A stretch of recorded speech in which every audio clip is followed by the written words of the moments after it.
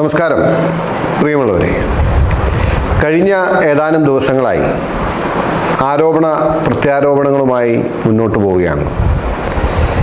ഈ ഒരു വിവാദം ഏറെ സമയം നഷ്ടപ്പെടുത്തുന്നു എന്നതുകൊണ്ടും പുതുപ്പള്ളി തെരഞ്ഞെടുപ്പുമായി ബന്ധപ്പെട്ട് നിരവധി കാര്യങ്ങൾ ചെയ്യാനുണ്ട് എന്നതുകൊണ്ടും ഞാൻ എനിക്കെതിരെ ഉയർന്നു വന്ന ആരോപണങ്ങളോട് പറ്റുന്നത്ര വ്യക്തതയോടുകൂടി മറുപടി പറഞ്ഞിട്ടും വീണ്ടും വീണ്ടും ചോദിച്ച് തന്നെ വീണ്ടും ആവർത്തിക്കുകയും മാധ്യമങ്ങളിലൂടെ പുകമറ സൃഷ്ടിക്കുകയും ഒക്കെ ചെയ്യുന്ന പശ്ചാത്തലത്തിൽ ഇനിയും ഇതിൻ്റെ പുറകെ പോയി സമയം കളയാൻ പറ്റില്ല എന്നതുകൊണ്ട് എൻ്റെ പത്രസമ്മേളനത്തിന് ശേഷം പല കോണുകളിൽ നിന്നും ഉയർന്നു വന്ന ഏതാനും ചോദ്യങ്ങൾ റെലവൻ്റ് ആണ്, അല്ലെങ്കിൽ പൊതുസമൂഹത്തിൽ ആളുകൾ ചോദിക്കാൻ അല്ലെങ്കിൽ ഉയർത്തിക്കൊണ്ട് വന്നു എന്നതുകൊണ്ട് മാത്രം അതിനുകൂടി മറുപടി പറഞ്ഞ് ഞാൻ എൻ്റെ ഭാഗത്തുനിന്ന് ഈ സംഗതി അവസാനിപ്പിക്കുകയാണ്.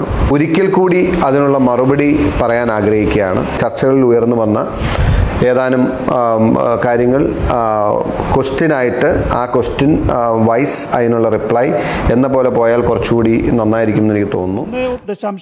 1.92 കോടി രൂപയ്ക്ക് രജിസ്റ്റർ ചെയ്ത ഭൂമി തൊട്ടടുത്ത ദിവസം 3.5 കോടിയുടെ മൂല്യമുള്ളതാണ് എന്ന് സത്യവാങ്മൂലം നൽകുമ്പോൾ അതിനകത്തുണ്ടായിട്ടുള്ള ഒരു വിടവുണ്ട്. ആ വിടവ് എന്തുകൊണ്ട് സംഭവിച്ചു എന്നത് സംബന്ധിച്ച് വ്യക്തമായ മറുപടി പറയാൻ മാത്യു കുഴൽനാടന് സാധിച്ചിട്ടില്ല. ഈ കാര്യം ഞാൻ വ്യക്തത വരുന്ന പോലെ ഒരു വട്ടം പറഞ്ഞിരുന്നു.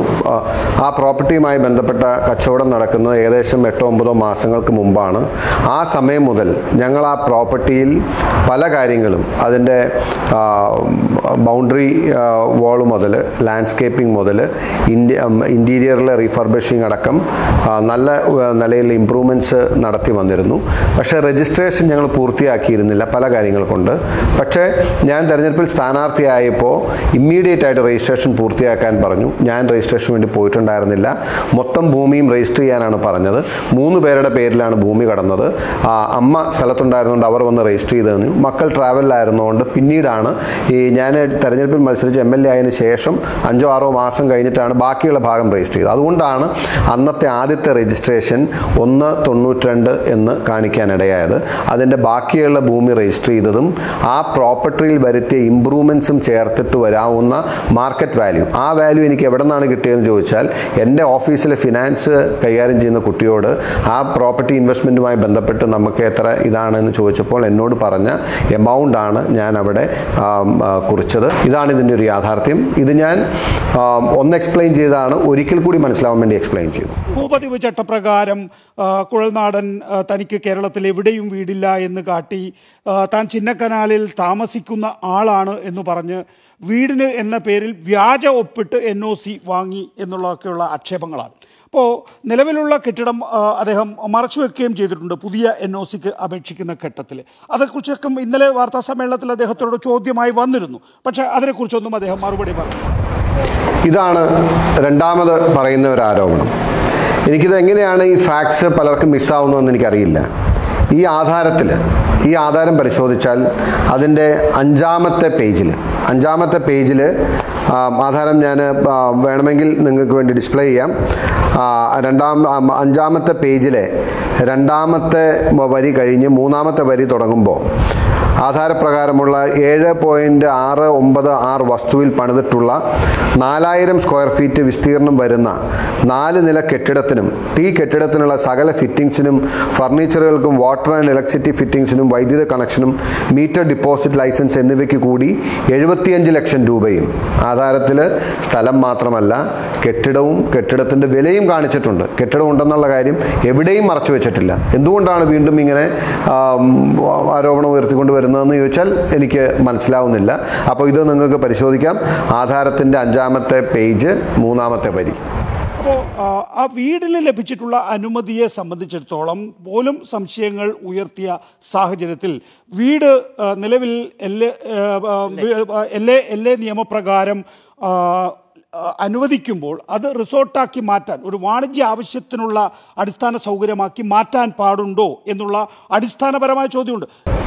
ആ ഭൂമി പട്ടയഭൂമിയാണെന്നും ഭൂപതിവ് ചട്ടപ്രകാരം അവിടെ മറ്റ് കൊമേഴ്സ്യൽ എസ്റ്റാബ്ലിഷ്മെൻറ്റ്സ് അതല്ലെങ്കിൽ വ്യവസായ വ്യാപാര ആവശ്യങ്ങൾക്കുള്ള കെട്ടിടം പണിയാൻ കഴിയില്ല എന്ന് അറിയാമെന്നിരിക്കെ എന്തുകൊണ്ട് അവിടെ ഞാൻ റിസോർട്ടിൻ്റെ കെട്ടിടം പണിതെന്നാണ്. ഒന്നാമത്തെ കാര്യം ഞാൻ പറയാൻ ആഗ്രഹിക്കുന്നത്, ഞാൻ ആ പ്രോപ്പർട്ടി വാങ്ങിയതിന് ശേഷം ഒരു ഇഷ്ടിക കല്ല് വെച്ച് പുതിയൊരു കൺസ്ട്രക്ഷൻ നടത്തിയിട്ടില്ല. രണ്ടാമത്തെ കാര്യം, ഞാൻ ഈ പ്രോപ്പർട്ടി വാങ്ങാൻ തന്നെ കാരണം, ഇന്ന് ഒരുപക്ഷെ ഒരുപാട് റിസോർട്ടുകൾ നിയമവിരുദ്ധമാണ് എന്ന് പറയുന്നതിന് കാരണം പട്ടയഭൂമിയിൽ ഈ റെസിഡൻഷ്യൽ ബിൽഡിങ്സ് അല്ലാത്ത ബിൽഡിങ്സ് പണിതുകൊണ്ട്, അതായത് കൊമേഴ്ഷ്യൽ ബിൽഡിങ്സ് പണിതുകൊണ്ടാണ് നിയമലംഘനം ഉണ്ടായിട്ടുള്ളത് എന്നാണ് ആരോപണവും കണ്ടെത്തലും. അങ്ങനെയാണ് ഇന്നത്തെ നിയമം. പക്ഷേ റെസിഡൻഷ്യൽ ബിൽഡിംഗ് എന്ന് പറയുന്നത് ലീഗലാണ്, അല്ലെങ്കിൽ അത് ലീഗൽ കംപ്ലയൻസ് ഉള്ളതാണ്. അപ്പോൾ എൻ്റെ പ്രോപ്പർട്ടിയിൽ, ഈ പറയുന്ന പ്രോപ്പർട്ടിയിൽ നിൽക്കുന്ന ബിൽഡിംഗ് എന്ന് പറയുന്നത് ലീഗലി സസ്റ്റൈനബിൾ ആയിട്ടുള്ള, ലീഗലി കംപ്ലൈൻ്റ് ആയിട്ടുള്ള ബിൽഡിംഗ് ആണ് നിലവിലുള്ളത്. പിന്നെ ആ ബിൽഡിംഗ് റിസോർട്ട് എന്ന വാക്ക് നിങ്ങൾ പ്രയോഗിക്കുന്നില്ലയോ എന്നുള്ളതല്ല, ആ ബിൽഡിംഗ്, റെസിഡൻഷ്യൽ ബിൽഡിങ്ങിനെ ഹോം സ്റ്റേയുടെ കാറ്റഗറിയിൽ പെടുത്തി ടൂറിസം ഫെസിലിറ്റി ആയിട്ട് ഉപയോഗിക്കുന്നതിനൊരു തടസ്സവുമില്ല. ആ നിലയ്ക്കുള്ള ആപ്ലിക്കേഷനാണ് പഞ്ചായത്തിൽ കൊടുത്തിട്ടുള്ളത്. ആ നിലയ്ക്കുള്ള അനുമതി വാങ്ങിയിട്ടാണ് നിങ്ങൾ പറയുന്ന പോലെ റിസോർട്ടാണെങ്കിൽ റിസോർട്ട്, ടൂറിസം ഫെസിലിറ്റി ആണെങ്കിൽ ഫെസിലിറ്റി, ഗസ്റ്റ് ഹൗസ് ആണെങ്കിൽ ഗസ്റ്റ് ഹൗസ്, ഏത് തന്നെയാണെങ്കിലും അവിടെ റൺ ചെയ്യുന്നത്. ഇനി അതിനോട് ചേർന്ന് വന്ന മറ്റൊരു ചോദ്യം, എന്തുകൊണ്ട് പുതിയ കെട്ടിടത്തിനുള്ള NOCക്ക് അപേക്ഷിച്ചു?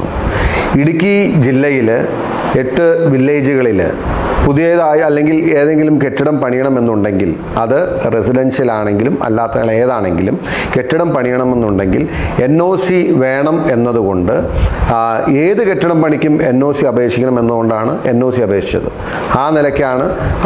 അതും എൻ്റെ പേരിലുള്ള അപേക്ഷയല്ല, എനിക്ക് മുന്നേ സ്ഥലമുണ്ടായിരുന്നവർ സമർപ്പിച്ചിരുന്ന അപേക്ഷയിന്മേലാണ് NOC ലഭിച്ചത്.